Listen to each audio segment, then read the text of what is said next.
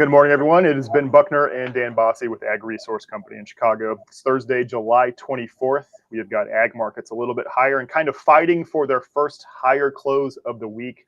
China bought some corn. We have confirmed that this morning, just a small amount.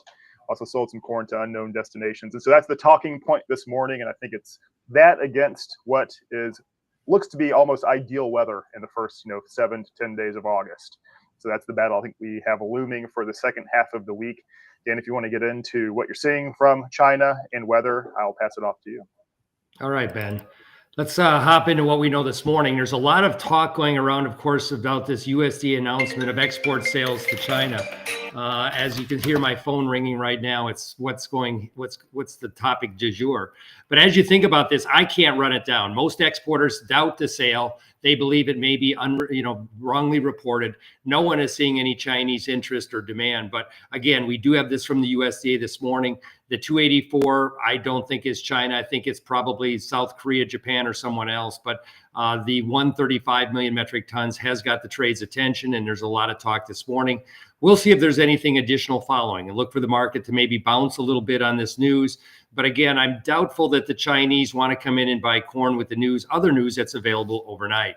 As you look at other news overnight, we do have, of course, the Chinese buying additional soybean meal from Argentina. They continue to diversify their suppliers. They have been buying additional soybeans from Brazil for October. So both of those lean against why they would turn to the U.S. market unless some kind of deal has been cut already. And I don't think that's been the case heading into the Stockholm meetings early next week. The other thing, if you look at export sales here this morning, they were relatively strong for wheat, 26.2 million bushels for wheat. As you look at corn, 25.3 in the old crop position, new crop 28.9. That's rather routine. Soybeans rather disappointing at 5.9 for old crop, 8.8 for new crop. So as you stand back, we have U.S. corn sales, which are above the USDA annual export estimate. That's not unusual because some of those sales will, of course, be pushed to new crop. But in terms of wheat, we are seeing that we're up from last year. So that is a tone that's shifted a little bit. I don't think it's anything substantial. I think it's more of the Mexicans and a lot of other countries. The one way to manage, of course, this tariff risk is to keep your silos full. And what's been happening across much of the world has been that as Trump threatens tariff increases, importers keep their silos full just from an inventory perspective because they don't know what's coming next. That's the best way from a hedge perspective to manage the overall situation. It seems to be what's happening and ongoing. You're right, Ben, as you look at U.S. weather, this is the high temperatures projected through, of course, August 4th. We don't see anything really threatening here. Low to mid to upper 80s across the upper Midwest, some 90s across central and eastern areas. These are temperatures during the dog days of summer that are relatively normal. So we are always seeing some kind of heat in this time frame. These temperatures are about 2 to 5 degrees above normal. They're not something that will be lasting. The forecast models indicate anywhere there will be cooling as we look at the last days of July and the first days of August. Rainfall trends look ample for many, many regions. This is a 7-day rainfall forecast from QPF, the NOAA forecaster. You can see that they may have some tropical activity again down at the Gulf. But other than that, you can look across the northern 2/3 of the Midwest and we see adequate rainfall. There is that band of, let's call it from eastern Texas over to South Carolina where there will be less rainfall. But again, this area has seen some relatively good rains. Then as you look at the forecast to your right, that's the 11 to 15-day run from the EU ensemble model that does show good rains returning to much of the South, the central Midwest, and really an ample rainfall pattern for much of the country. So overall, good weather. This is looking at the July rainfall using the forecast into the 31st.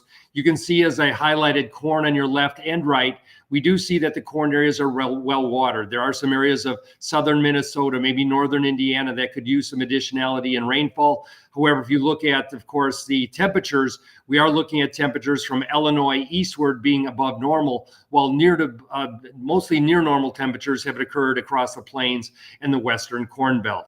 Interestingly enough, if you go back and look at a year ago when we start to talk about temperatures in July rainfall, you can see in this graphic it was cooler during the month of July last year. Temperatures were generally steady or slightly below average. We did see an abundance of rainfall across Illinois. That was because of that hurricane that came across right after the July 4th holiday weekend last year. They gave the good Midwest a good douse of rain. But when you stand back from all of this, we had a good crop last year to the end of July. We're going to have a good crop this year to the end of July. The question all becomes of rainfall and temperatures during the month of August. And so far, the first 10 days of August look relatively good, to your point, Ben, in terms of near perfect weather, cooler temperatures with an abundance of rainfall. But we need to see that continue through the end of the month and maybe the first week of September before we can kind of wave the white flag and say this has been one of the better growing seasons on record. So kind of to sum things off, a lot of talk this morning about China and corn, a lot of doubts from the commercial grain trade. We'll see how this all pans out. We'll be a little higher early in the day.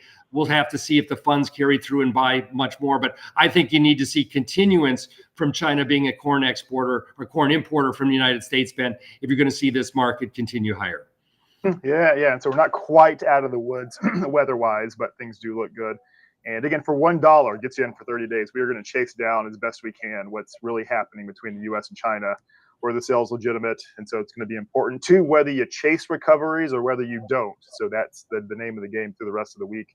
But yeah, I think that it's still harvest pressure forthcoming. It's going to be tough. Even in 2020, we didn't do much until the early part of autumn when we did have Chinese buying. So that's kind of what we've got for the market so far today. And as we sort of look to close out the week, a lot of excitement. But Dan, you have anything to sort of close us out?